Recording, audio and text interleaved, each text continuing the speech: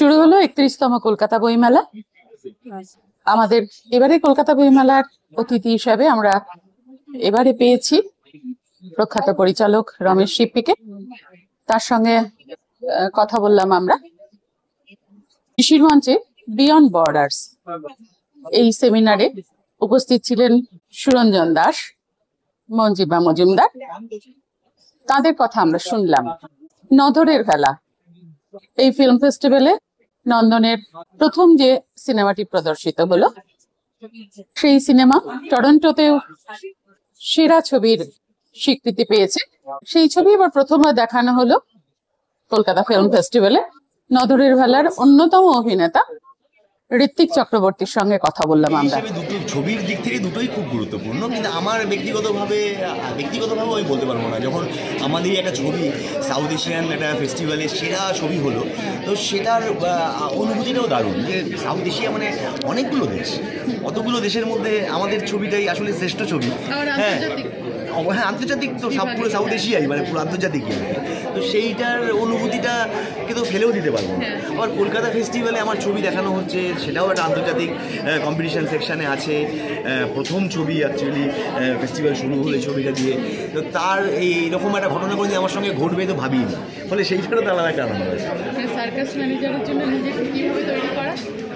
Circus আলাদা করে circus আসলে লোকটা হ্যাঁ না আলাদা করে এটা মানুষটা ঠিক সার্কাস ম্যানেজার এইভাবে দেখিনি। মানুষটা একটা প্রচণ্ড স্বার্থপর একজন মানুষ, যার কাছে নিজে ছাড়া, নিজের ব্যাপারগুলো ছাড়া আর কোনো কিছুর কোনো মূল্য নেই, কোনো এমপ্যাথি বলে কোনো বস্তু ছিটে ফোটাও নেই।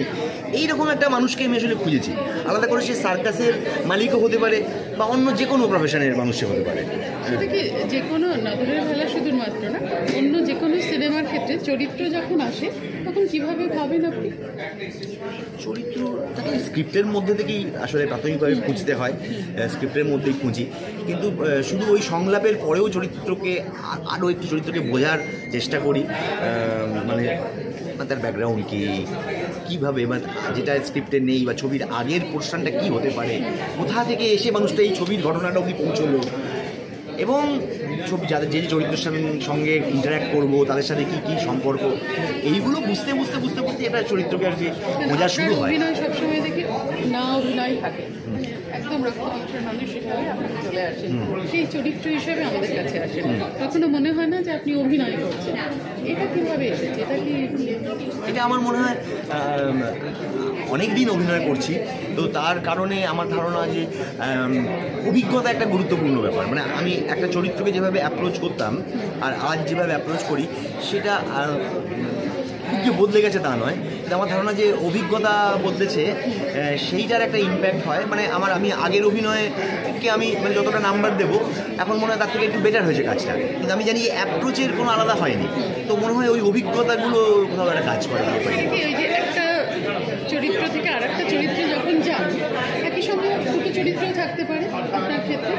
না, দুটো কাজ খুবই অলমোস্ট করি না, কখনোই প্রায় করিনি দুটো কাজ একসঙ্গে।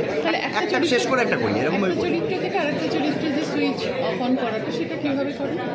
এটার জন্য আসলে সত্যি কথা বলতে গিয়ে এটা আমাকে খুব একটা ভাবিত করে না। মানে আমি কখনোই সেভাবে মানে চরিত্রের মধ্যে ঢোকা এবং বেরোনো, এই প্রসেসটা আমাকে কোনো বদার করে না। আমি কোনো ঢুকতেও পারি না চরিত্রের মধ্যে। চরিত্রকে একটাভাবে বুঝি, চরিত্রটাকে নিজের মতন করে পুরোটা বুঝে নেওয়ার চেষ্টা করি, আর প্রত্যেকটা সিন শুরুর আগে ওই সিনটার আগের মোমেন্ট অবধি চরিত্রকে নিয়ে পৌঁছাই, তারপরে ওই মোমেন্টটা দিয়ে ছেড়ে দিই। কারণ আমি কোনো পারফরমেন্স প্ল্যান করি না, ওই মোমেন্টটাতে ছেড়ে দিই, তারপরে চরিত্রটা রিয়াক্ট করে। কারণ চরিত্র তখন জানে যে কী করবে না, জানে খুব ভালো করে জানে কী করবে না, আর বাকিগুলো হতে যায়। আপনার মতো অভিনেতা সত্যি আমাদের শুধু বাংলার নয়, এখন তো বিশ্বের সম্পদ বলা যায়।